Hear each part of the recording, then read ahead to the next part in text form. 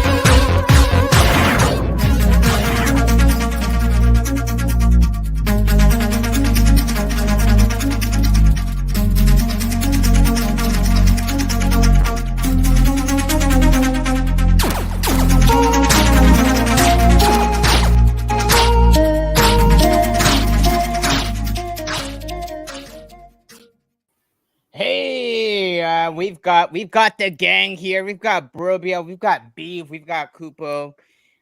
Bolon would have loved to have joined us tonight. He had an open invitation. He's got commitments to take care of. One, two. As a tip for any other content creator, it helps to get guests on your show if you invite them with more than 20-minute notice. But he'll catch this on the flip side. Broken mechanics. We're gonna be talking about that here in a minute. But Brovia, Beef, Kupo, how are you guys doing? Doing good here, Sarge. Love it. It's an interesting topic of conversation. While Bolon was not able to join us tonight, I did ask him. Thank you very much, Two Noobs. Very much appreciate that. By the way, before I start, there is a white paper of sorts. I'll ask Two Noobs. Maybe if he's up for it, I can share the link here in the description, and you guys can sort of read through that at your leisure. Sort of interesting way, as we all know, Two Noobs and the Donate Live tool here to support us content creators, but he's also doing some airdrops. Lots of interesting stuff there for you. So we've paused there. We've sidetracked. Let's right the ship here again and talk about broken mechanics. Bolon wasn't able to make it, as I mentioned, but he did say Sticks Intern probably. Thank you very much. But he did send in a video. I did ask him the question. I asked him to respond. I said, hey, define broken mechanics to us. What does that mean? Give it to me. It wouldn't be inaccurate to assume that I'd not say that the answer isn't almost partially incorrect. I mean, just typical Bolon answer. That sounds just like him. Bolon too. I mean, what can I say? He asked to be on these videos. Be more. He requested more memery, and I'm providing. But Beef, Kupo, Brovia, let's get this show started.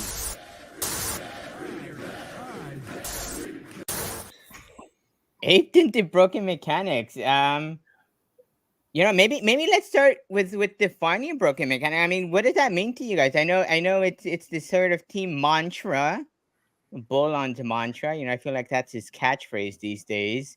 What does that mean to you? Let's start with you, Kupo. What is aping into broken mechanics or not aping into broken mechanics mean to you? I mean, to my definition, sometimes it means it's something that's too good to be true. Um, don't always just follow like one direction, because if it's, like I said, too good to be true, it's probably not going to be that possible route.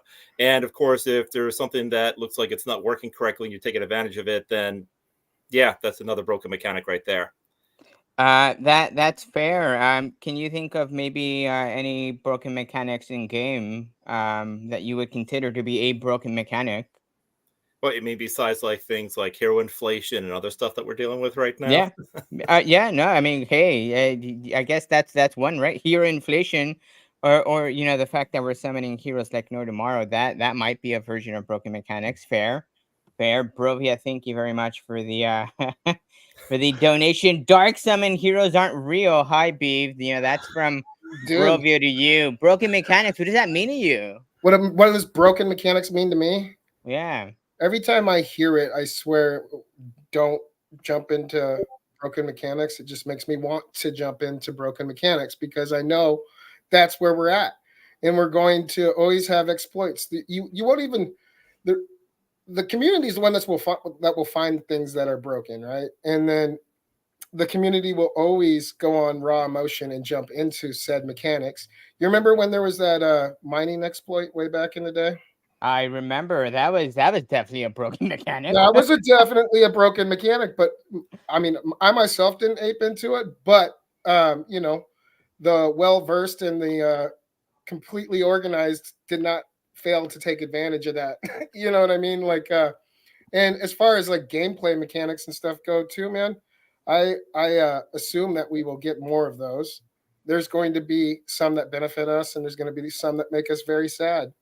But every time I hear "don't jump into broken mechanics," I'm like, "Yo, where are we jumping? Let's fucking do it." You know what I mean? Well, and it's very interesting because I know I think it was, I don't know if it was all maybe the core Mythic Squad members, and I think of core, I think you, Beeve, Mosh, Starbuck, you guys for some period of time were aping into the mutating these crafting genes, if I recall, and that was a thing for a minute. And I vividly recall Starbuck being pretty upset about what they wound up doing with that piece. But it's high risk, high reward, right? What, like the stats unknown mutation? Yeah, the stats unknown. Yep.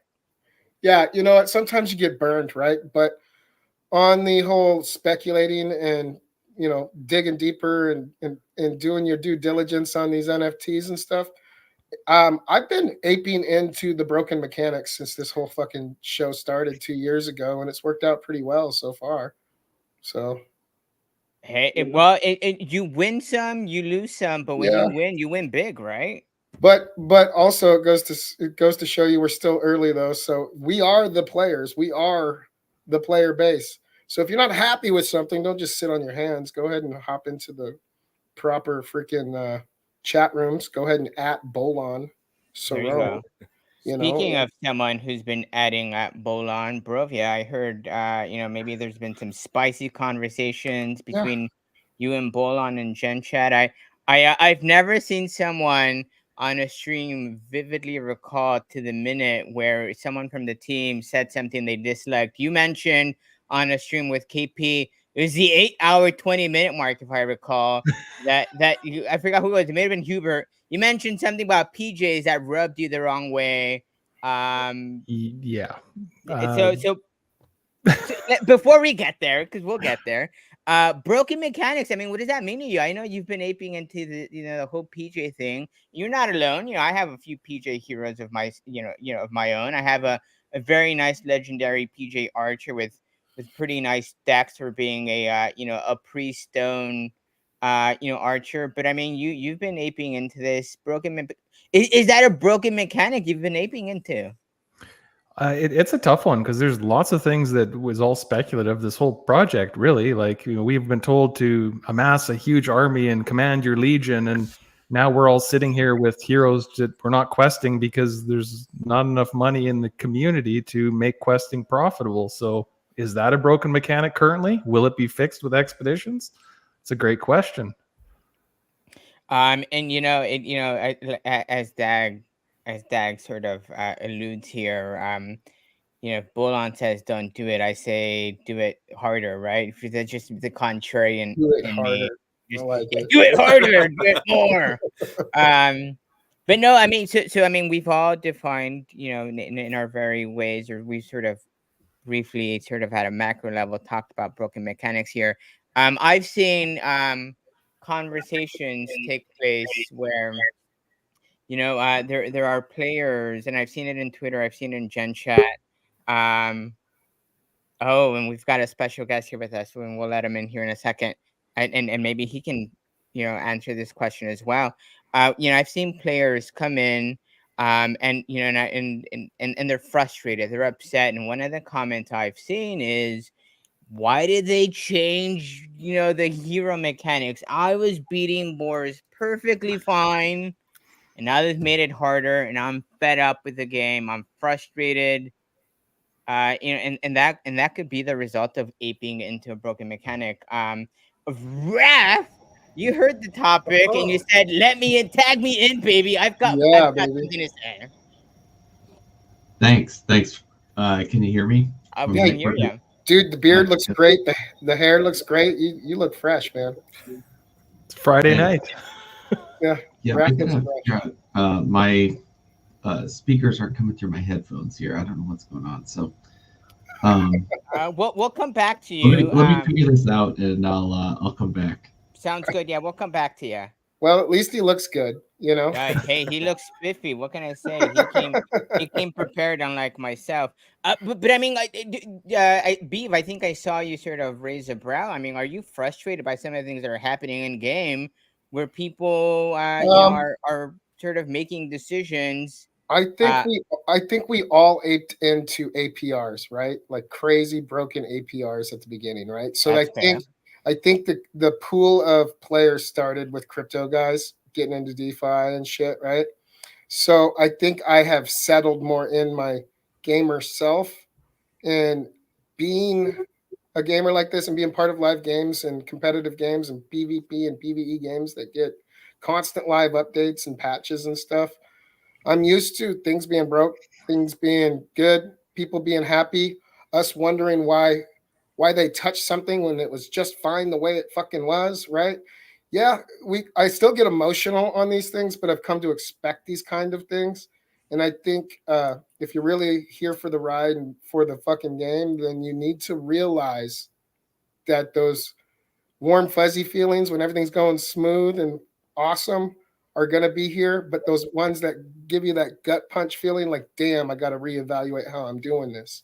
And That, and and that's where you need to be a gamer and step up and fucking, you know, sometimes you got to wipe the fucking plate clean and then start strategically from the bottom again on what we know. But know that it will change. You need to have a and timer. You need to have a yeah, timer. no, Otherwise, it's no, there's no timer. No. It's just that this is the topic of discussion. But okay. I'll give you my 2 cents, and I'll preface my 2 cents with, I'm gonna play devil's advocate the entire night, because Perfect. it wouldn't be fun otherwise. And as I said, I'll preface that by saying this: part of why I've not dark summoned, part of why I've not done certain things the way maybe Mythic Squad is doing, with that level of conviction, with the way you have been doing things, Brovia, with your level of conviction. And there's other things like, I know Three Wolves, for some time he was really into the butterfly wing thing, and he had his, I'm sure, his rationale is more than aesthetics for him. We're all aping into a something, whether we like it or not. That's just fact. But to me, it's like, I have a problem sort of developing my game in a certain way, because I don't know what final game looks like, and that's problematic. I may be waiting too long, and I may be waiting. By the time I decide, hey, you know what, I'm gonna dark summon in these two here. Maybe I've waited too long at that point in time, and it was a wrong move, and aping into things would benefit the Beeves and the Brovias of the world, right? But having said that, I will say this, Kupo, you've played, video games. I'm sure you've played your share of video games where, A little too you know, much. you're right. Your RPGs where the game meta changes, and you do a couple of things behind the scenes, and you adapt to the game meta. But that adaptation, the adapting to the new meta didn't cost you 100, 200, $300, whatever the dollar amount may be, or your jewel or crystal amount, whatever sort of form of currency we want to chat here. I mean, is it fair to say that it's unfair in that case? Are we making unfair sort of is the changing the meta unfair in that sense where now I'm having to spend a whole bunch of money, and or the hero I invested a bunch of money on is now sort of trash. Well, I kind of was already planning on something like this to happen, so it really wasn't anything like out of like left field with me. I mean, that's they even said it from the beginning that they said that as they find out more things that are going on with the game and more people playing it and finding certain ways to take advantage of the system, they were going to tweak it. So I was already prepared for it. Like, for example, with like the Void Hunts, I was more of the Holy Trinity type person. I was doing the Knight Priest Archer situation. I'm using my warriors a hell of a lot more now because I just feel like my knights can't hold a candle to what I can get out there. And sometimes I even just put a couple priests and an archer in there instead of an actual like true diehard tank. So yeah, I mean, and the rock box, I tell you, they are just a big pain in the ass right now. I have only my teams that are 15 or higher fighting them now. Before I was fighting them with the little tall teams, but whew, yeah, it's too difficult now. But I like the challenge in a way because if we're going to be preparing ourselves for like PvP and stuff in the future, we just still want to have somebody come in with like, oh, here we go, 3 level 20 archers, all with one small stone, taking us out in 2 rounds or something like that, So I kind of welcome it, but I do feel that there is a bit of a clamp on certain things that they got going on here, which is making things a bit challenging. No, I agree with you, and I like my Holy Trinity too, and I've come to find out that I need to adapt, and maybe I'm a bit slow to adapt. And it's part of my persona. I'm a bit sort of stubborn. Like I know I need to change my meta, or the meta's change, and I'm reluctant to do so because I'm stubborn. Raph, can you hear us? I can hear you. Can you hear me? Perfect. We can hear you. Ever-changing meta, is that gonna piss off your conventional RPG gamer? All right. So first off, I have so many things to say on this topic. I want to hear them all. Love it. I'm so thank you guys for letting me jump in late too, dealing with this silly little new webcam that makes it look like I have a disco going on right now. I was wondering that. It's just to distract you. It's a psychological advantage of going forward when PvP comes out. And then also, Beave, I get all my beard advice from you, so thank you. We're working on that to get to the Beave at some point, so thank you. All right, Sarge, you're gonna have to remind me what's the current question at hand. Somebody's been drinking already. Yeah. Oh, I certainly have. Well, there's a couple of things we've discussed, and maybe we can start with your sort of definition, your thoughts on what broken mechanics might mean. When the team says don't ape into broken mechanics, what does that mean to you? I think we need to build out our lexicon a little bit. Go to the thesaurus. I feel like we're kind of, it's been important for the team to say don't ape into broken mechanics for a long time. So I absolutely respect where that perspective came from. I think we're at a point in the game now where we need to evolve and differentiate what we're saying, because there are a lot of things that are now like balance changes that I wouldn't call like aping into broken mechanics. Like if I'm investing in my archer and I'm investing into a stat in my archer because of the already outlaid, the move set, that's not aping into broken mechanics by any stretch. By the fact that I'm going into abilities now that are known, resurrection, second life, that's not aping into broken mechanics either. Like that, like we can't call it that because They're now known abilities in the game. I think we don't know what the power of those abilities is going to be. And I think we have to expect that there's going to be balance changes to all abilities in the game, all classes in the game, at some point, at every point, to try to make everything viable. Um, and so I kind of disagree a little bit with the premise that we can call everything aping into broken mechanics, because I don't think that's fair. There are some things that are probably still left, and I'm an investor in land myself. I would say that's potentially aping into broken mechanics because we actually don't have any idea what land is going to be.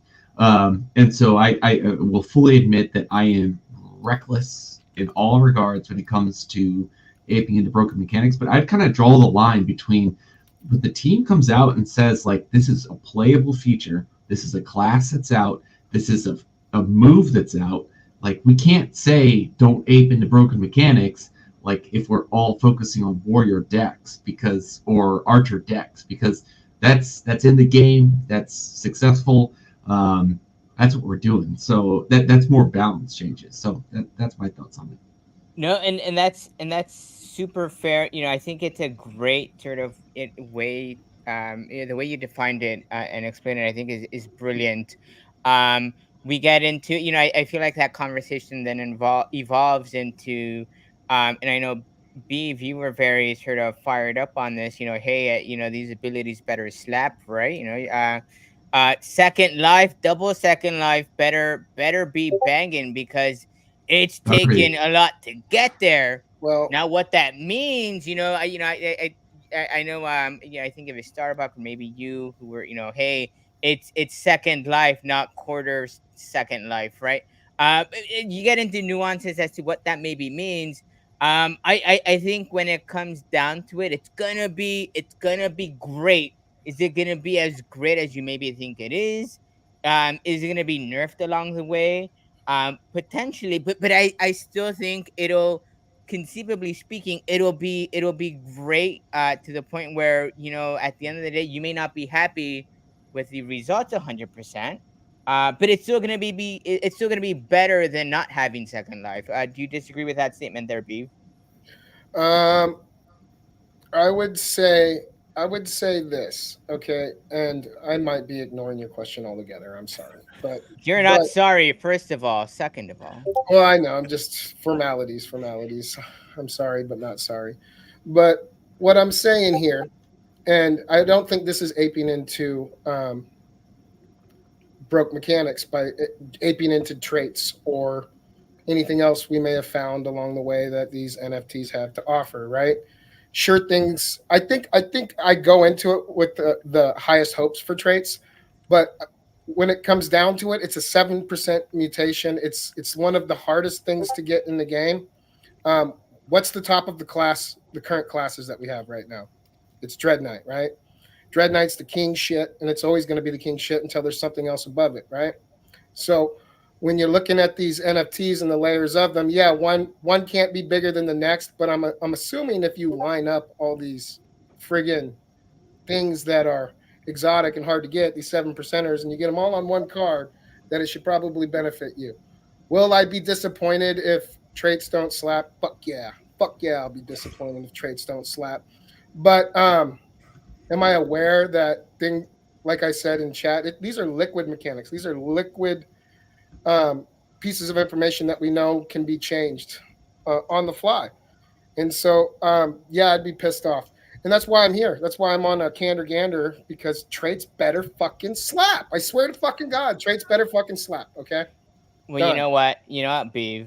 If you can't beat them in a game show, just kick their asses. I'm Yeah, just saying, that's it's great factual. fucking great Uh, advice. now, Brovia, Beef just mentioned, 7% to get a second life, right? A one trait, you compound that, try and get two, and then resurrection on top of it. I'm not a math guy. We've established that many times. But the odds are not in your favor. Now, with that said, I don't know what the percent. I'm not a math guy, but I'm pretty sure the odds of um organically generating a new PJ hero are zero. That's just fact. Now, will there be other PJ missions? Yes, potentially, conceivably, not written in stone. But I don't know why the team would deviate away from that. But you know, a PJ hero that made it from Serendo to Cristobal, that's just you're not getting new of those. I mean, what do you think of that? I mean, I know Beeves hoping that there is some sort of advantage for some of these or transcended exalted abilities, whatever we want to call them. um you're calling, you're wanting, you're thinking, you're hoping, you've invested in such a way where PJ heroes better slap. I mean, tell me about that. Well, I mean, you're comparing like two different generations of heroes because dark summoning didn't exist back then. So, a PJ hero with that plus 15 boost was a hell of a lot better than a regular hero without the boost. So, since dark summoning came out, guys can make these absolute monsters. You didn't even have the ability to see those advanced traits in the game until, what was it, 6 months, a year ago, whenever they introduced it on the back of the hero cards. We had to use the ADFK to actually see that these mutations work. And, so a lot of people weren't going after them except, Beave and the Mythic Squad. We didn't really think that they had any value at the time.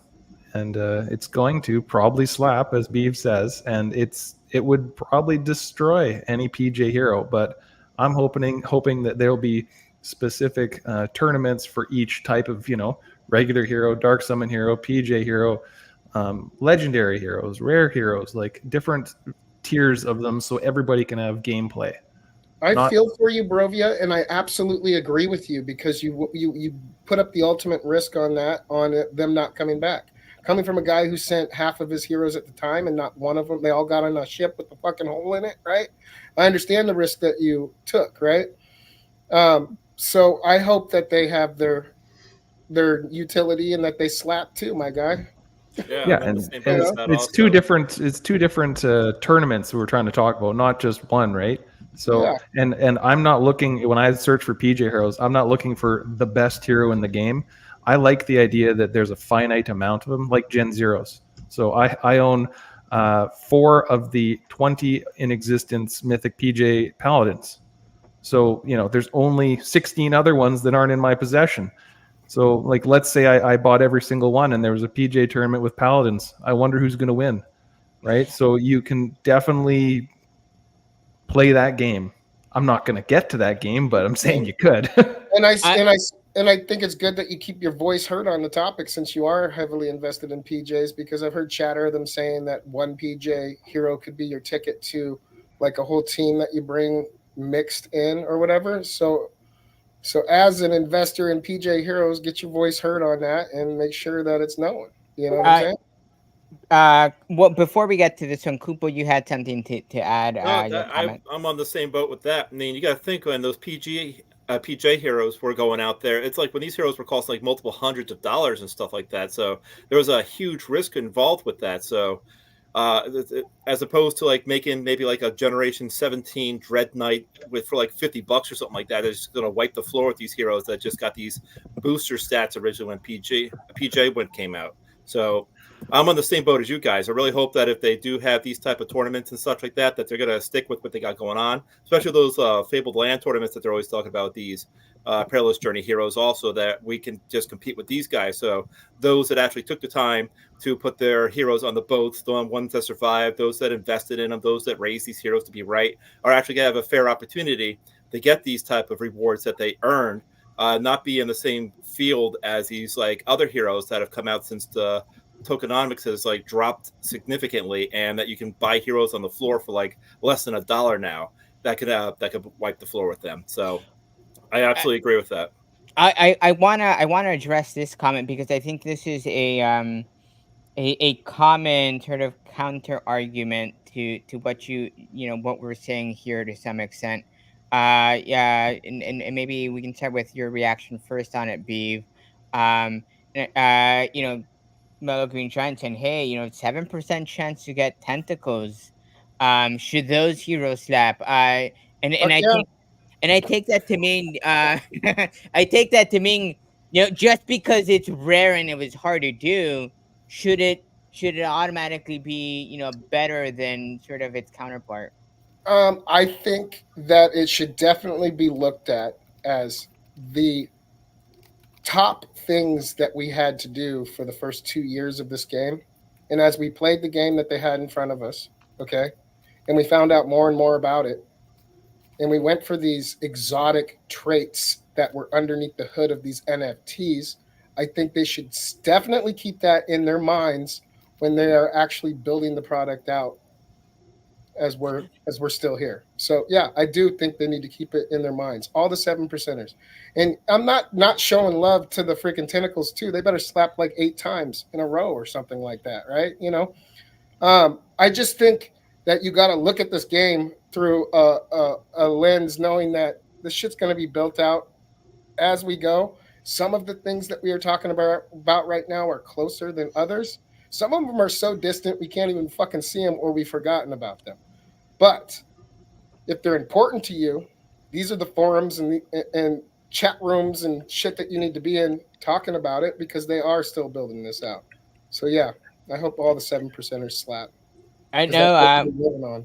I may be wrong on this, but I thought I heard at one point in time. I'm often wrong on many things. I could be wrong on this, but I thought I heard visuals were just visuals, just like Vizzies are visuals. Okay, well, let's get this. Let's get this. Let's think of visuals like this in a timeline like this. They're working on the mechanics of the game right now. So say that you have these visuals and stuff. This is one reason while I ape into all broken mechanics, I don't drain my wallet and focus on just one alone. Okay? I Okay. reduce risk by having all sorts of shit that I've aped into. So if something doesn't work out, I hope something else does. Right? But some people don't have that choice. Some people are just like niche crowds and love certain things, and I believe you need to be vocal about it because we are still early. I know everybody hates fucking hearing that, but we're Well, early as fuck.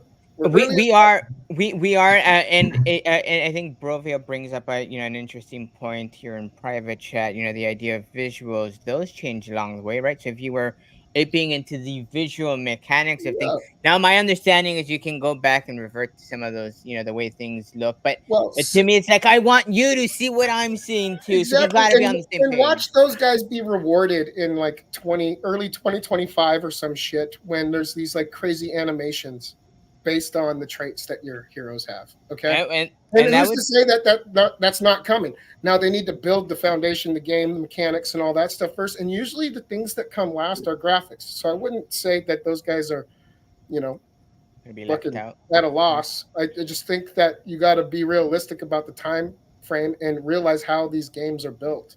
And it's usually graphics last.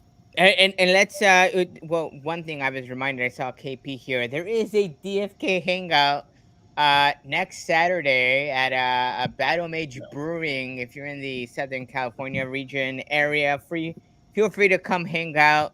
I think we'll be there from 1 to 4. One PSA, second PSA, and the reason I originally decided to stream.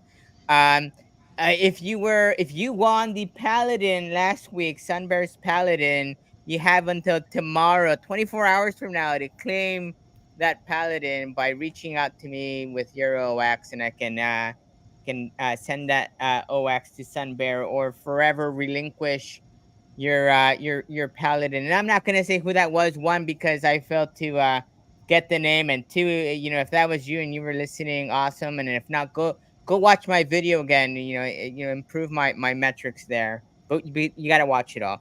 Anyhow, PSAs to the side. We've got to address this piece because what I'm hearing is yes, your hero's better slap, but Beave, Brovia, guys, panel, you give me a Ferrari and you have me drag race against a Honda Civic.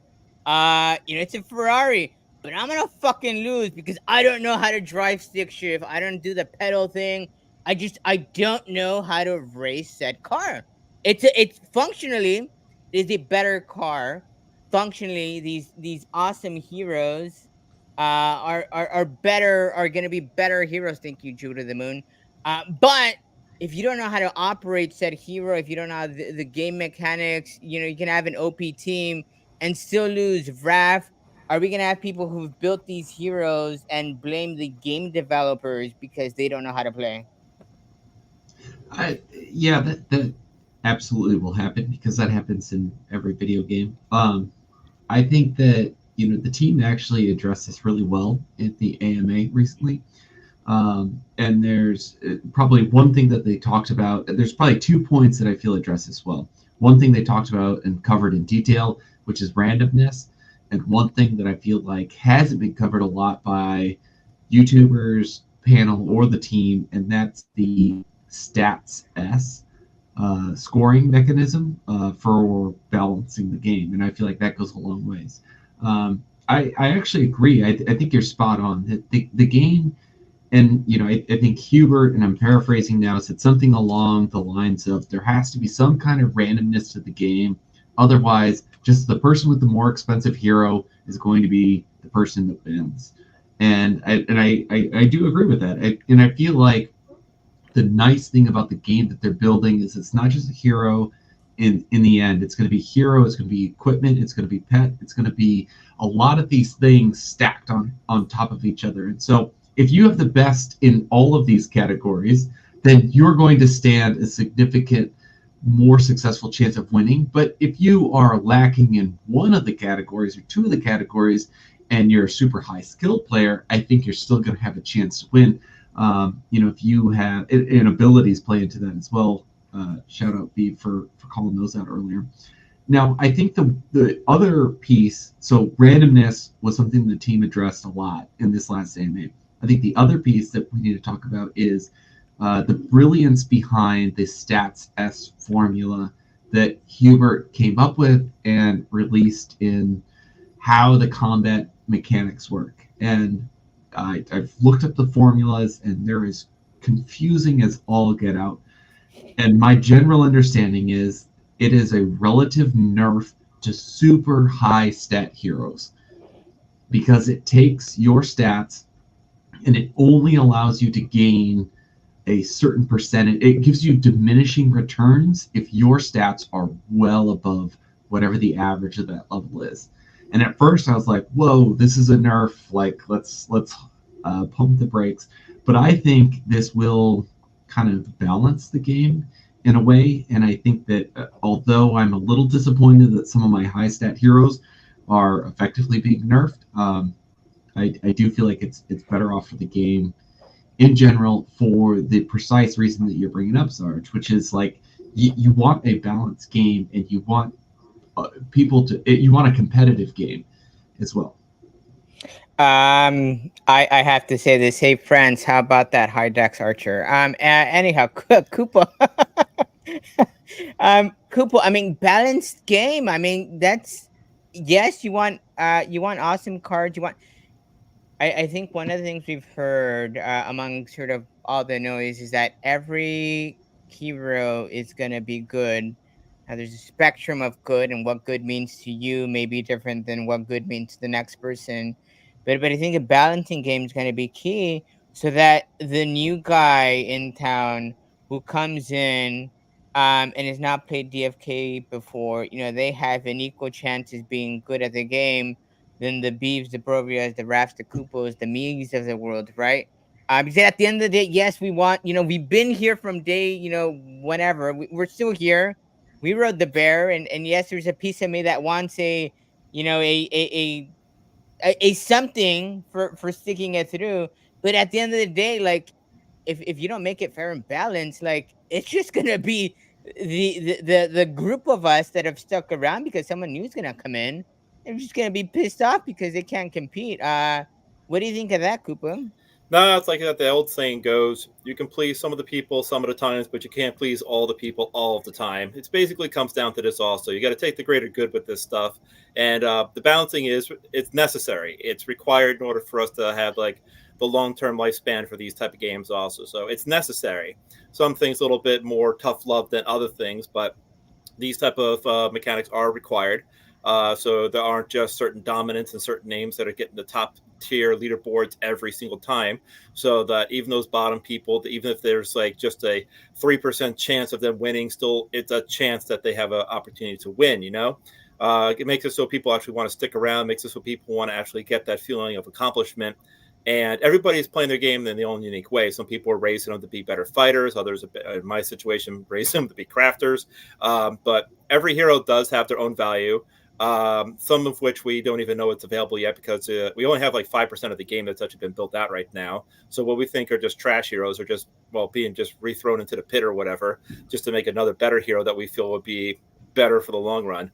But everything that the team is doing right now with this balance, yeah, it's required. Some things a little bit harder than others, but in the long terms, we really don't know how everything's going to turn out as of yet. We don't know what the next year's going to bring. We don't know what next month's going to bring for a lot of stuff. Hopefully a little bit more than just a couple extra Vizzies. But everything that we are working with right now, is a lot of it's based on speculation, what we feel would be best for the future. Brovia, I hope I thoroughly pissed you off, and Kupo thoroughly pissed you off with the statement of we want to make it fair and balanced so that new players can come in and enjoy the game too. I know I've heard you, and I get it. I've heard you say, "Hey, what about the OGs? What about those who stuck it through? If it weren't for us, the game, I don't know that there'd be a game, right? The collective us." I mean, where do you fall on that? I mean, because I get where you're coming from. I don't disagree with you, but tell me about it. It's going to be a tiered system. It's there's going to be the new guys playing the new guys. The OGs are going to play the OGs because we have all the good shit. We are the ones that spent the big bucks. We made those beast heroes. So yes, if you want to compete with them, crack open your little piggy bank and buy Beave's mythic this or that with the resurrection and Now you're step talking. your game up. Get in there.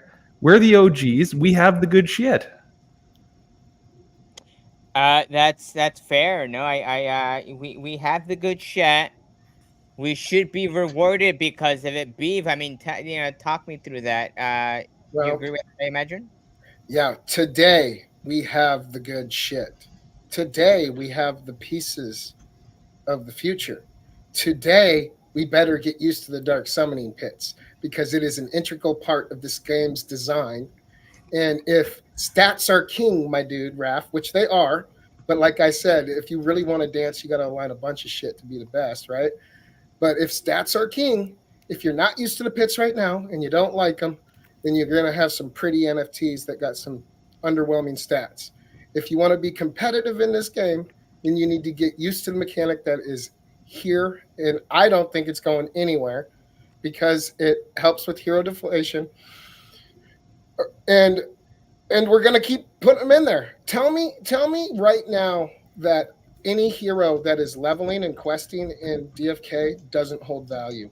Because I swear to God, I have like 400 heroes that are destined to just die at some point. Whether it's a PJ tournament, okay, whether it's a fucking new PJ tournament. Sorry, Brovia. I hope there is new PJ tournaments. Okay, the risk might not be there, but the reward for the airdrop might not be there either. The badge still might have some utility, so there's hope there. But honestly, the pits, get used to them because if you want to be competitive and towards the top, you can be a gamer. It's all about how much you put into it. If you want to be the best, then you got to teach yourself how to be the best. You got to learn what's underneath the hood. You got to learn the game mechanics, and you got to be ready to change on the fly when they fucking change because they're gonna. And you bring up a very interesting point, something I wanted to touch on. And you provided a good good segue for it. If you guys caught pieces, I watch the Wowie stream from beginning to end. I caught some pieces twice because it was that good. And I come to find out when there's a lot of information, I capture pieces, and I just need a rewatch to capture everything. Sort of, to make sure I don't miss things. One of the things I think I heard, it may have been Workhorse. I know I heard it, as part of the stream is, um, if you want to be that top 1% sort of DFK player, you're gonna have to dark summon.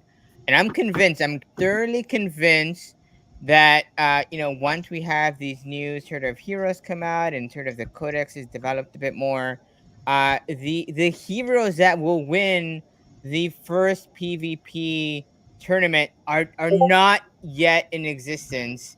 The player who may win said tournament may not be within our existing circle yet. Raph, do you disagree with that? I think that could certainly be accurate. And I feel like BAIA Shady is asking about this as well, where, I feel like the pit is high risk. It's a shortcut, but can equal beasts not be summoned naturally? They can potentially be summoned naturally. It's just low probability. The pit, one of the best things about the pit is it controls rarity. And that is, as Beave was saying, I do agree with this a lot. Like, to get the stats that you want, rarity, it plays a huge role in that, because every 5 level ups, if you have a mythic, you get that extra boost. And so then you are taking less risk in the long run out of your level ups, which I'm sure all of us who have been in the game for a long time have felt that pain of getting that level up rug 1, 2, 3, or 4 times. And so that's what the pit does. So I very much agree that, like, as the game continues to evolve and as new level caps unlock, if you just look at the dynamics and the already in-game features that are, I would argue, are not broken game mechanics. Like, we know how the summoning system works when you have 2 level 20s pitted up against each other. We know how it works when you have 2 level 100s pitted up against each other. You are going to get a far superior hero when you're throwing 2 level 100s against each other than you are when you're throwing 2 level 5s or 2 level 1s against each other, just because of the base growth to the stats that you're going to get. And so, to that respect, I feel like, yeah, probably the best heroes aren't summoned yet, but you know what I heard from this last AMA is that we are going to be at level 20 for a long time, guys. So buckle in for the long ride here. I feel like level 20 is going to be here. My bold prediction now is level 20 is going to be here through all of 2025, because and I agree with Huber's approach, is that PvP is going to come out first, and hopefully that has all basic classes. And hold on a second. You said 2025? I said through 2025. Because PvP has to come out with all basic classes first. And then they're going to release... It sounded like, to me, when I was listening to the AMA, that their desire was to release all of the advanced classes and then transcendent classes first, or elite classes and the Dread Knight too, before they raise the level cap from 20 to 30. I think that's it, and I have no insider information here whatsoever, but my kind of, like, in my mind target is release of all basic classes, and PvP is ended this year. I think it'll take them a while to come up with the rest of the elite classes, advanced classes, and the transcendent classes. And so if they're not raising that level cap, I think it's going to be something like through 2025. Brovia, react to that. I know you sort of did a double take. 2025. I mean, it sounds like forever from now. And in crypto, I suppose it might be, but I don't entirely disagree with your assessment there, Raf. I mean, I I've come to sort of believe that while the team's been working hard, they're not working necessarily. I don't know. This is me recklessly sort of commenting. I don't know that everyone's been working 40 hours a week, right? Or maybe they have. Maybe they've been working more. I don't know. But it sounds like, as far as financial allotment, the money's not been there, not until this meta steals come through. Um, people maybe like Fox and Dreamer, they're putting maybe, 60, 80 hours a week, right? I believe that. Um, but 2025, not too far fetched. Brovia, I mean, your reaction was sort of you were taken aback there. Walk me through that. Well, I mean, 2025. He said sometime in 2025, which I get where you're coming. It's also the there's always whales in every game, right? So they're always stand potting to get to level 20. They're playing for duels. By not opening it up further, they're being gated to continue to inject money in the game, buy stand pots, continue to make their heroes better. There's always going to be those King Bakas, right? That'll always do that kind of stuff. And when you just stop it cold turkey and be like, we're developing, what's going to keep them there? What's going to keep them wanting to level up, make more heroes and get to 20 so that we all are just catching up to the same and then we all start at the exact same start line again? It's not going to be good for the guys that have the big pockets. And I honestly, I don't disagree. It's not that I agree, but I don't disagree with what you're saying, Brovia. That's just more of my interpretation of Hubert saying, hey, we want to get to the basic class first, and then we want to release all the rest of the classes in PvP before we open up from 20 to 30. And, like the question in the AMA this week was, would the team be willing to consider opening up 20 to 30 just for questing heroes or just for non-combat stuff? And they kind of disregarded that as like, we're not going to go that route. And so, like, if we're just kind of planning out the week's timelines, which I'm kind of doing mentally in my head and being a little pessimistic, I feel like it's going to be a while till we get all of the heroes released and then the next level boost released. But you also got to keep incentivizing the people that are here still in this community, right? So if we're all leveling up commons, rares, whatever, all the way to 20 and beyond, and new people come in and they want to buy these, we have a benefit of continuing to quest, continuing to play to get these heroes higher and higher and higher. Elaborate on that, Brovia. I don't disagree with you. I've heard you make that statement. I've heard many other people make that statement. I'm not picking on you, but I have you on screen, and I sort of want to pick your brain, right? Like, I agree with you, right? Incentivize those who've been here. What does that mean to you? I mean, sort of. Well, everybody always incentivizes Jewel. That's the thing, right? Hold Jewel, hold Jewel, hold Jewel. When are we going to make the heroes have the value? Because they don't incentivize hero holding. They never have. With the gas prices when they were crazy and we were losing money left, right, and center, it was pointless. And every time they say that something's coming out, it's always a delay on the hero side. So us hero holders, it sucks. But for the jewel holders, they're fantastic. This is great. I think that people playing the game that are heavily invested in heroes should get more incentives when they do offer some sort of airdrop or something. Who's the people throwing money in every week to this game besides the jewel holders, right? Yeah, that's me too. I absolutely love that point, and I feel like, and this is where I start to recklessly speculate, but I feel like and hope that the rewards of the game start to come more through the playing aspects of what's going to come in the future than it does from the holding the jewel aspects. And I agree with you that historically it's been like holding the jewel is where, and it made sense, like they were a growing company, they needed the equity staked in order for them to be successful. But now I'd like to believe or like to imagine that like those rewards, the juicy rewards, are going to come from the metas. I want to go one step further with this hero thing. Sorry to cut you off, Raph. Go. I got to say this. It's like incentivizing the level ups, right? So you see guys buying archers, priests, knights, all level 10 so they can just crush boars really quick.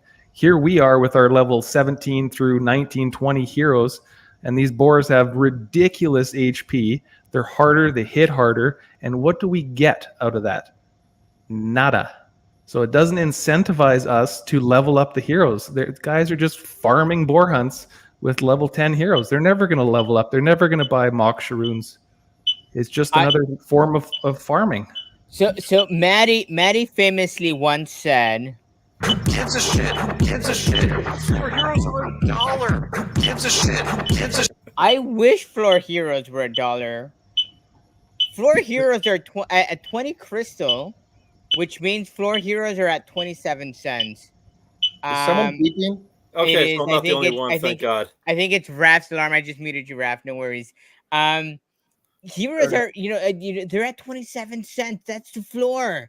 I know you were talking about incentivizing hero holders. I mean, that's sort of a red flag there for alarms. Speaking of alarms should be blaring, right? 27 cents per floor heroes. Are you guys concerned? Yeah, I hate to. I'll just say it. Summoning cooldowns have to be turned up. We have to wait longer to summon. I've already thrown out like a suggestion with that stuff also. Like if like there are people that are going to Oh, here want we to go. actually yep here I'm on my high horse here. So Yeah. so incentivize people to want to have their cooldowns longer. You know, give it so they actually have like maybe a higher percent chance to get maybe an advanced trait, or maybe give them an automatic like advanced visual or something by having like an extended period of downtime or something like that. You know, like I don't know, like a 2 times, 3 times, 4 times timers for certain people that are trying to get like Gen 1s with maybe some advanced traits or something like that, and give them like a higher percentage chance. So people like, I could summon every 72 hours, or if I wake it 96 hours, I might get myself like another 10% chance to get like an advanced trait or something like that. Well, you don't want to dilute. You don't want to dilute the pool of I'm just throwing like a heroes. high, like random speculation. Yeah, and I know that get you there's just the talking here. Hubert would dump the math on me, saying no for a lot of the stuff I'm saying here. Well, no, I get what Good you're topic. saying. I get what you're saying, but we don't want again. We don't want just to fucking. We don't want it to just be everybody's goal to just make a bunch of vegetable ass heroes out here. You know? What I hope is that travel plays a large role in improving the hero population, because I hope they can create mechanics in the game where it benefits you to send your Gen Zeros out of town so they're not fornicating in the portal anymore. Like you get some kind of stat boost to whatever you're doing when you're traveling out into the world, and so it incentivizes you. It goes back to like players making a choice. Like you can choose to keep banging it out on the portal if you want to with your Gen Zeros, or you can go boost your farming out in this region. So added That's a utility ways to out, though. heroes other than summoning. I like that idea, Ralph. Yeah, I feel like that helps, not take away from the Gen Zero holders, but I still believe at the end of the day we probably should increase the summons level, because I think it's kind of what's good for the I'm a goose is Gen good Zero for the holder, gander. and I'm all for it. I don't give a crap. I want to see the hero And prices see, go up. I'm not. too. I'm not, but I can see the good that can come from it. But I still don't think I should have a vote in whether that. I kind of want both. I want like new utility for Gen Zeros that keeps them out of the portal, and then I'm at this point I am okay with increasing. That's where you're onto something though, like some new utility for Gen Zero holders. But it's short-sightedness, right? Right now, there's a crap ton of 10-10s in the market because people are just summoning like idiots with their Gen Zeros. If you doubled the timer for that, there'd be less 10-10s. They'd be worth more money in the tavern. Absolutely. Yeah, the hero floors would supply definitely demand. rise. Yeah. Well, No, it's exactly like Raph was saying. It seems like a cleaner idea that he had going on there. Give him like different like utilities and stuff for the Gen Zeros to do, or you can take my idea and give it so they can increase their timer, so it could be like less Gen Heroes. One way or another, we want those hero prices to go up, and just so we can just kill off this hero inflation altogether by giving some type of incentive for Gen Hero owners to do something else with their Gen Heroes, except for summon every so often. So here's an idea, right? So we saw something similar during the PJ sort of event, right, where you sent your Gen Zeros along There the we PJ go. hero. The That's PJ exactly journey. what I'm thinking. Lock up your Lock 'em. your Gen Zeros during the expedition. During expeditions, and maybe there's a 1% chance higher drop rate of Mashka runes, or what have you. Make it something like that. People are gonna lock them up. I would lock them up, right? Because right now I summon a Gen 110 of 10. I'm gonna, at best, I'm gonna get a couple dollars out of that.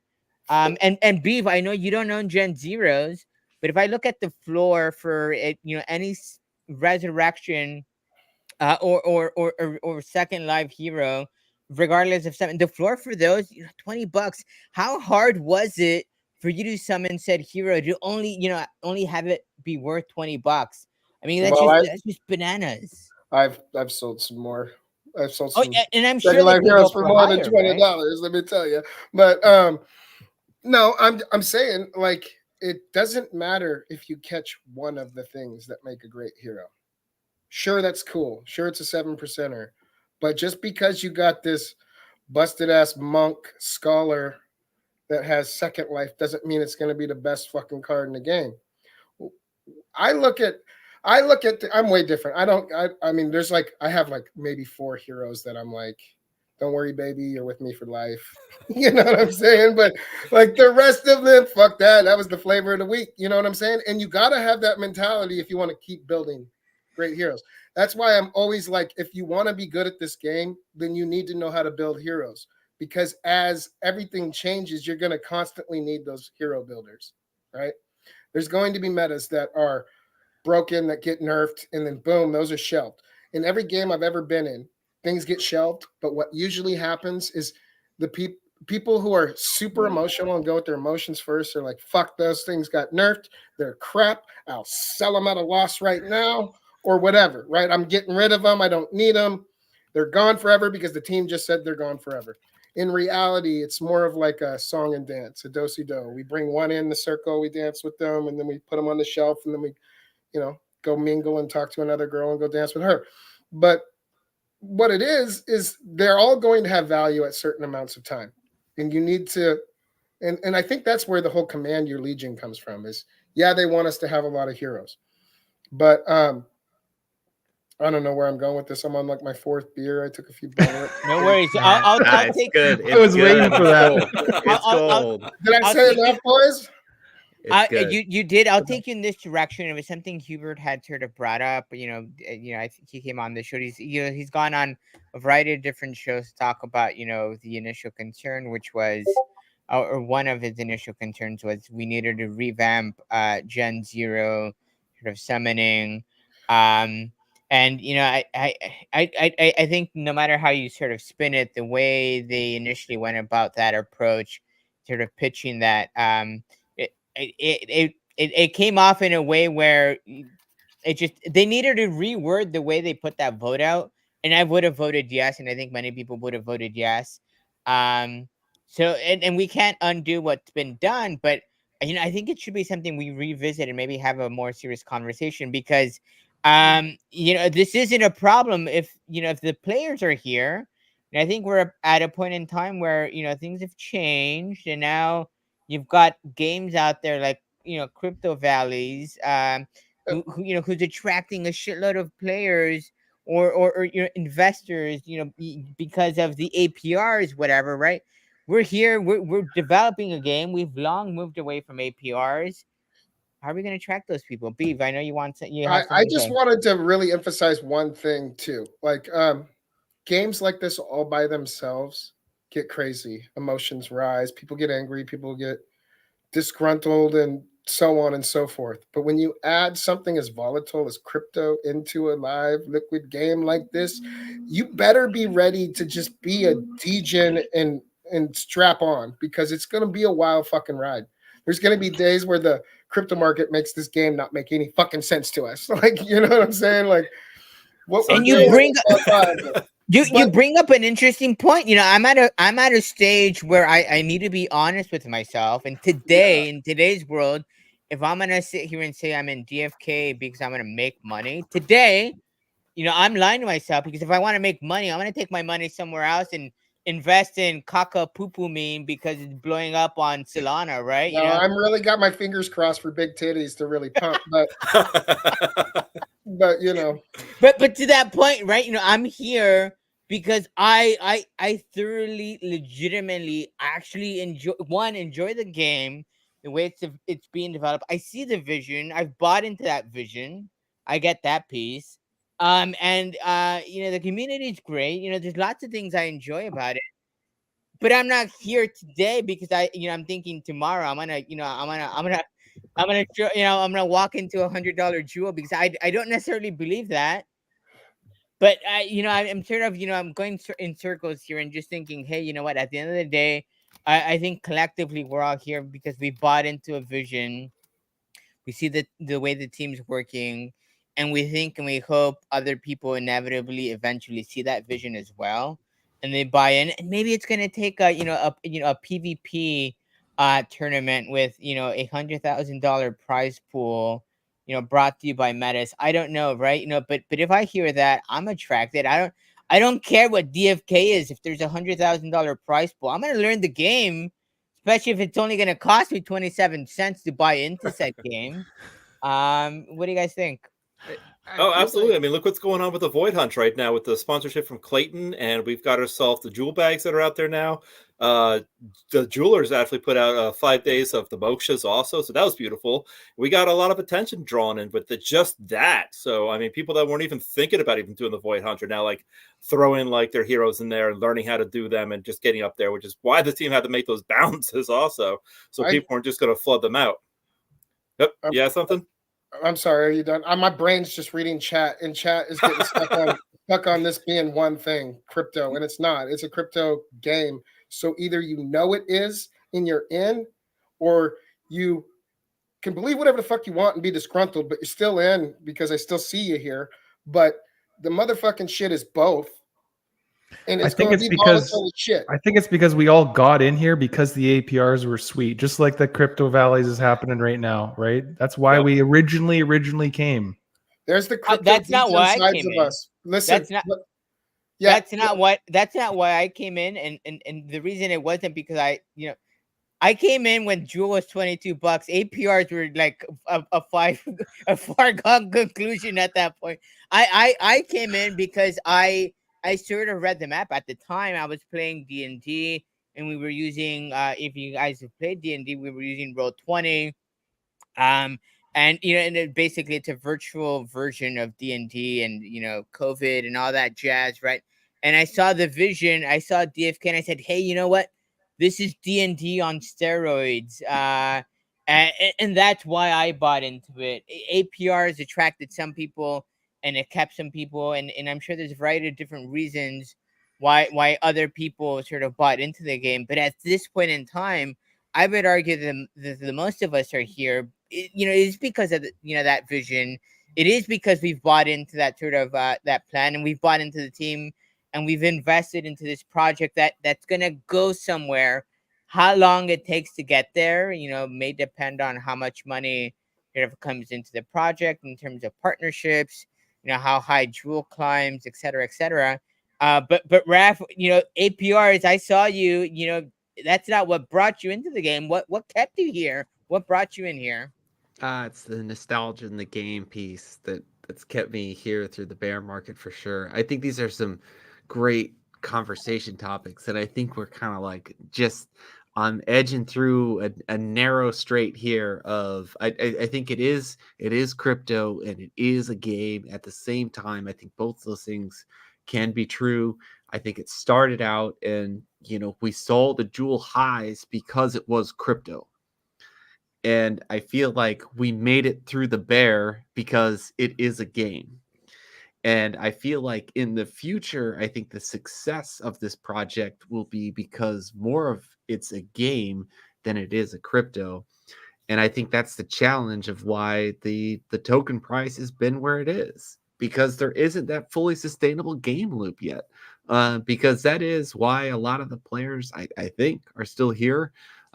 Because they're enjoying the game aspects of it, because they're sure as shoot are not the crypto aspects of this massive profitability at this point. So I don't know. I feel like the game has tried to straddle the world of being in both places at once, but I don't feel like it really can be and sustain that in the long term.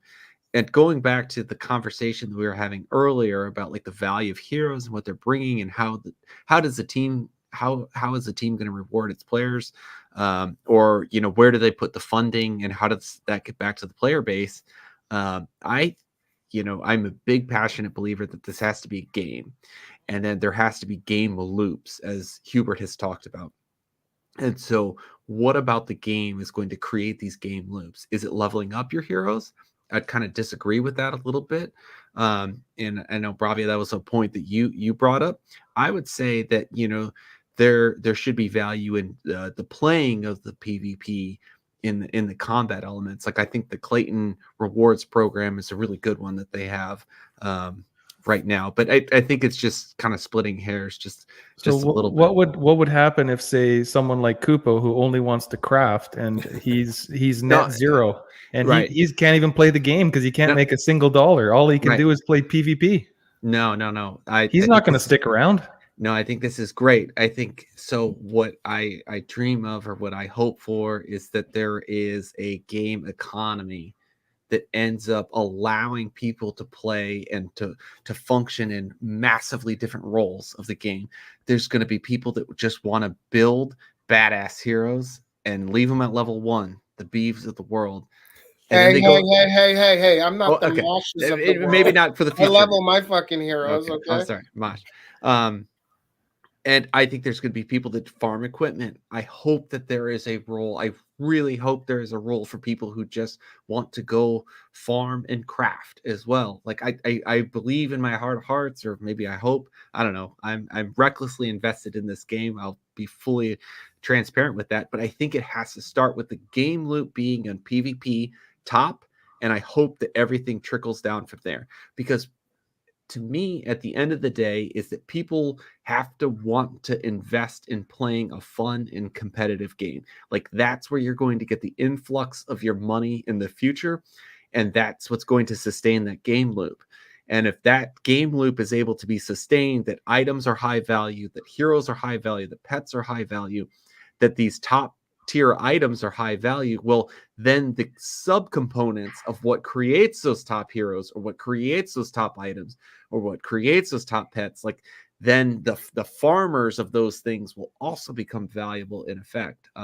So I feel like they have to build a complex ecosystem in order for all of this to work. I hope it becomes the case someday, but it has to be evolved. It has to be tied to some kind of game loop that people want to invest their And it's day-to-day not there yet. money to. No, it's not. It's not. And like I said before, like a broken record, they're not incentivizing you for holding those heroes and leveling them up. There's no real incentive right now. Let me pitch something to you guys. You guys let me know if I'm crazy. Bolon, Dreamer, Fox, if you guys are watching, check this out. And you guys panel here, audience, you guys can let me know if I'm off top. I'm off the beaten path here. When PvP comes out, I would like to see within a month, 2 3 months, I would like to see a third realm, and I would want to see another a jade crystal, another token whereby APRs are hella crazy again. And I said hella, and I hate that because that's a Northern California thing. Strike that from the conversation. Anyhow, because what's going to end up happening, you're going to have a third round, high APRs. People are going to trickle in, and hopefully they end up staying and reinvesting their money into the game because they've seen what PvP looks like. They've seen what the game provides. But it's those APRs at the end of the day, crypto, degens or crypto degens. It's the APRs that are largely gonna attract new players. It's not, I hate to say it, I don't know that at this stage, we're at a point in time where new gamers are gonna, or new, Web2 gamers are gonna come into the game because, DFK's, Web3. What do you guys think of that? I'll throw 2 cents in right away. Right. Farming boars. You see guys win their airdrops, fantastic. But the guys that are putting in 2 or 3 hours a day farming boars, and they might get a drop of today they won $30 a piece of equipment. You could just go to your job and work 1 hour and then buy it in 5 seconds. Who is going to want, unless you're a kid sitting at home in your parents' basement that's got nothing better to do, who's going to play 5 hours of boar hunts and go, sweet, I got a bow? That's fact. I'm sorry. It's the truth. It's true for you and me. It's not true for the person sitting in Argentina or the Philippines or Nigeria or any of these other countries where hyperinflation's a thing. But I don't disagree with you, right? A blade drop is exciting, but it's not life changing. I get it. I'm getting some nasty comments from the chat. That's great. That means you've done it right. So well in Canada. Well, I guess I hope that we like you said, Brovia, we are not there yet when it comes to an advanced game loop. Like, I feel like that advanced game loop comes from player versus player. I hope. When that I'm comes not out, trying to shit on everybody here in the community. I'm here for the long haul. I'm just spitting facts right now, and nobody likes to really spit facts. They all want to rub each other's back. We're all good, kumbaya, sit by the fire, sing songs. That's fact right now. That's where we're at. And Well, I here's another thing. And then I know I've seen people like KP. He's mentioned it. I've heard others, right? Airdrops are, those are sexy these days, right? Airdrop. We're dumping hundreds upon hundreds of dollars in the form of clay and crystal. I don't I don't know if people are hearing the message, right? And I know marketing's a thing, and that's a whole nother conversation. But I mean, in any given day, you can win upwards of conceivably upwards of $500 just on those airdrops. Is that a problem? Are we not getting the message out there? And I think we are in a sense, but maybe people aren't hearing it. I mean, Kupo, what's the community sort of sentiment on that? I mean, are people sort of pro con happy about messaging in that regard? Of course you would pick me. I am so unprepared for this answer.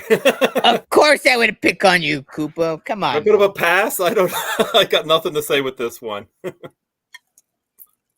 Beef, does that excite you whatsoever? I mean, hey, you can win up to $500. I know Skiller's winning these left and right. listen, I think He's gonna drop stuff when he says, "Listen, go for it, Beef. Drop that mic." Drop it. I like that. But as far as like new players being lured into the potential of an airdrop for hunts, it's not as easy as that for them. Now, I think it's easier than what you're saying to benefit from these by just participating, because you saw today's hunt raffle winners. I think one did 5 hunts, one did 1, and the other one did like fucking 3 or something like that, right? So it's not always the huge big time motherfucking gamers like Skiller winning, but those guys will benefit too, because it's a participation thing. Anything in this game is a participation thing. And if you want to fucking really, if you really want to get to the nitty gritty here, it helps a lot of people. Can they do more, like advertising it, promoting it? Yes. Can they get more crafty about fucking making sure the hero holders feel like they're a part of the friggin' foundation, like they're part of building this thing out too, is just as much as the stakeholders. I think they could do better in that too. But Here's a homework assignment for all of us watching, because I appreciate that. Brovia, yes, do more for OG hero, OG investors. Beave, do better at marketing. And that's not exactly what you said, but that's my takeaway, right? Do better at marketing. Yeah, sure. Do better, but collectively, we think that we say that but let's let me put the sort of the burden on each and every one of us. Let's provide constructive criticism too. Because it's one thing to say, hey, the team should be doing better at Y, right? Better at promoting. What does that look like for you? The team's great. They're awesome. But if you're in a silo and you're sort of in an echo chamber of people sort of pitching ideas, and they're the same ideas, you're gonna get maybe not the results you want. If you have an idea, if you have a comment, if you have a suggestion, pitch it. And I could be doing better on this as far as pitching comments or questions as part of the talk feature for these AMAs, right? But if I have a platform, I get to spew. Bolon sometimes listens, and he takes notes and takes them back to the team. But if you have an idea, pitch it to the team. I'm sure they would appreciate it. Speaking of ideas, maybe we can wrap on sort of your message to the team, your takeaway. What would you want them to hear? Before I do that, let me do some self-serving work here. If you're looking for a Dread Knight, ladies and gentlemen, with 1 summon, I've got a couple for you in the tavern. For you to look at it. They're beautiful, they're amazing, something to consider. This Respect. this one here has an elite ability. Look at that. What a precious, what a Jesus precious hero. This one here, he's got 2 advanced genes. He's rare. Both have a summon left in him. If I don't have a Somebody platform needs and some meme shield, coins, huh? Someone wants to go ape into some fucking meme coins, huh? listen, I have a platform. Yeah, I hear Franz show his, his archer. No one can have. You can have these dread knights. Talk to me. Reach out to me. Anyhow, I've shielded myself enough. Kupo, if the team's listening, I know they will be. I know Bolan will be listening at the very least. Message for him, his takeaway for him in regards to broken mechanics, maybe the game as well. There's a lot of sort of comments outside of that as well. I mean, what would you want him to hear? What's a takeaway for him? Give me something. Oh, like you said, I could always go for a little bit more of an incentive for these like higher level heroes. It's like you guys have already discussed. What's not stopping you from keeping them at like level 12 to be rocking those boars when they just keep getting more difficult with the hires go up and stuff like that, or give an opportunity for us to get ourselves some type of airdrops or some type of incentive for actually like wanting to play out the game and want to try to get our heroes a little higher. Give us like something that we're like achieving, as opposed to like, oh, hey, we're at a PvP match. Okay, you can only bring in like 3 level 15s, but I just got my heroes to 18. What's the point of doing that? So like, give us an opportunity for our heroes to actually have some type of incentive for us wanting to level them up, and for us to want to reach these higher goals, and for us to have more of them also. I'm gonna put you on the spotlight. I'm gonna push back because I just gave a very enthusiastic, enigmatic, awesome speech on how we should provide constructive criticism and feedback. Incentivize, said holders. Any thoughts or suggestions there? I mean, what sort of incentives are you looking at? What would you want the team to maybe consider? Well, a little bit more just like voting power, honestly, because that seems to be all that they really got going on for like putting all like the jewel and holding on to like Gen Zeros and whatever as of right now. So like give us an opportunity to actually make it so we get ourselves certain things. Maybe like they can have like, I don't know, like maybe like we were talking about like airdrops and stuff like that. Maybe every so often they just pull out like a random airdrop concept, be like, hey, wild owners to like or like those achievement systems that they're planning to bring out and stuff like that. Like have it so like you've actually like leveled up like maybe like 50 level 20 heroes or something like that, and maybe get yourself like an airdrop or something like that, or some type of, even if it's like a usable item for later or something that you can only get by doing stuff within the game, by actually playing the game, something to actually make people want to go out there and level up their heroes and make them the best that they can be, rather than just keep them at level 10 because mochas are too expensive. I love it. I love that suggestion. I think it's great, and I don't know whether or not this is true. Maybe you guys know. Ogre not knowing. Did they change it so that higher level heroes get more experience and have higher drop rates? Is that a thing? Raph's nodding, so it sounds like it is. Experience, haven't yes. felt it yet. Experience yet. I don't know about drop rates. But experience. Blake knows I think the Fake drop was rates saying are the that same. enough. Perfect. Beeve, Bolan's listening. Dreamer may be listening. What do you tell him? What some constructive feedback for them. In sort of summarizing some of your thoughts there. As far as like in incentivizing hero holders, iOS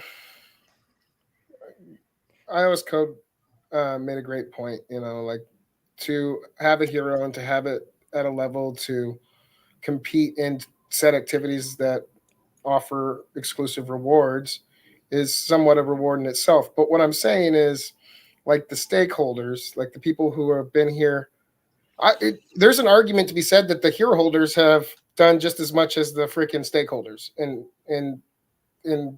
building this game out and helping build this game out, because that is the ecosystem, that is the economy that we're playing with, right?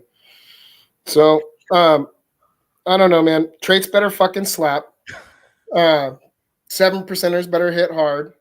And I always think there is plenty of people right in front of you. I kind of agree with them looking to the outside for more creators and more to cast their net on wider audiences to bring more people into this game. But you have a bunch of good little soldiers already here as far as content creators and hardcore players that you should probably get crafty and pair up with some of these new content creators so that they know what they're talking about too. Because I think just hopping into this game because you heard somebody talk about it might be the only thing they do, because when they hop in here, it's going to just be way too hard for them to fucking handle off the cuff. So I think there needs to be like an education process to that, right? But I still think the team can, as far as marketing, they can get crafty. They can get crafty with the people that have been here and believe in them too. I think there's plenty of opportunities for them to do. I do like to see them more involved in these like guild or community hosted events and stuff. I think that's good too. But I think we can all do better promoting those and casting a wider net for those too, because those are the gameplay loops that we have currently, and we should do our best to put them on display. And timing is everything. I've seen chat talk about timing too. Like, you don't want to overexpose a project if it's not finished yet, right? Like, to a certain audience, because usually you got that one chance to make that impression on a product, on a new product to somebody, right? So, but I just I believe in this team. I respect this team and where they're going. I do feel for Brovia. I do think hero holders need to get that long awaited fucking pat on the back somehow, because they're the ones responsible for this in-game economy.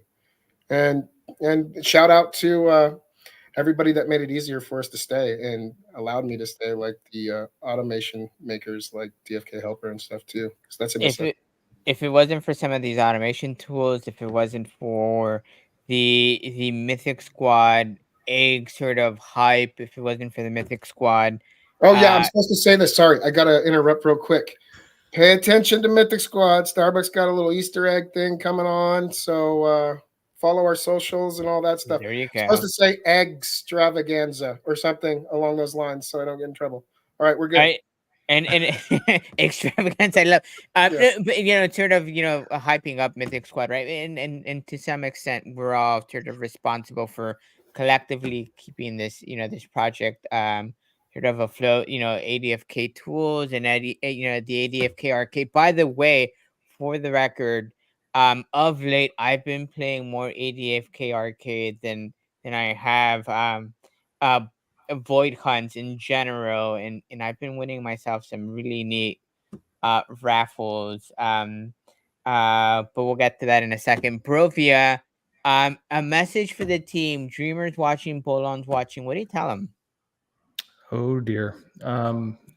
The Gen Zero, or I guess any summoning cooldown, should be increased. They say they can't do it to change the economy, it'll affect everybody hero holding, and you're going to change the cost of heroes. They don't want to do that. But if the game mechanic, the guy who's making the bloody game, says it needs to happen on the last AMA, and we're all talking about don't ape into broken mechanics, if he wants it, he should do it. There's my 2 cents. Here you go. Drop the mic moment. Thank you for that, Brovia. Tentacles better slap. Tentacles better fucking slap too. Tentacles better slap. Raph, we'll end with you. Your 2 cents here. Streamer Bolon, teams watching. What do you tell them regarding any of the points we sort of covered tonight? Well, maybe I have 3 cents. 3 Yeah, points. We'll hear your nickel, your quarter's worth. Oh, not a quarter's worth. That's way too much. Pump that down a little bit. Just, I think first off, I go back to the very initial topic of talking about broken mechanics, and let's just adopt a little more sophisticated dictionary of definitions here. I think there's broken mechanics, which are things that have not been released into the game yet. And saying don't ape into things that haven't been released into the game yet, very reasonable. I feel like that everyone should take heed. And if you want to go into it, do it at your own risk. I've done it myself. It's paid off sometimes, hasn't paid off other times. And then I feel like the team really needs to emphasize that they're going to incorporate balancing mechanics. And that is for things that are in the game. And that should be expected. They're going to operate this like a professional game, and so there's going to be balancing to all things that have been released, and what's at the top won't always be at the top, and it should balance out over time. So we'll just adopt a more sophisticated way to kind of describe those two things. Totally agree with Bravia. I feel like Brovia hero summons needs to be fixed right away. As much as that, and I voted no the last time. I'm a little ashamed to say that. I feel like that should be a yes right now. And I hope for other future utility things that go to Gen Zeros, but that's way too far away. We can't wait for travel for this to be something that we need. And the third and final point I'd say is that I'm really passionate that the rewards need to go into what I would consider to be the game loop, which is player versus player combat. And I'm willing to be very patient for the team to let the player versus player combat come out and to really pump the rewards into that. And this is going to be a deep cut for a lot of you out there. Probably only I don't know who else cares about economics like I do or economic theory like I do, but it's a very Keynesian theory of economics, which usually I don't subscribe to, which is kind of the trickle down effect. But I am a firm believer that in this game, that if you incentivize the player versus player combat, that the trickle down benefits will end up being good for the entire gander. Oh, I love that. I love that. I love that. So much has been said. And I'll wrap it up with this. To me, and I don't know how you guys feel, you panel, you audience. Um, I almost feel like the window to sort of get hit our stride.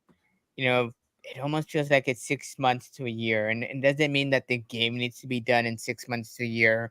That we have to get everything we're doing done right. For the next 6 months to a year, because I don't know historically how long these bull runs last, but we're sort of quickly encroaching, at a point in time where everything we do is gonna end up mattering, big or small, and hopefully if we end up doing it right, and I know we're doing it right, but when people listen and they see and they understand what we're doing, that they'll jump on board and sort of drink the Kool-Aid, proverbial Kool-Aid, and enjoy the game as much as we're enjoying it. So, with that said, ladies and gentlemen, thank you very much for joining us tonight.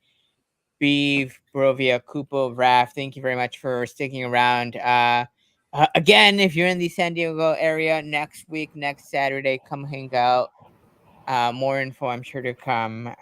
But until next time, Sarge out.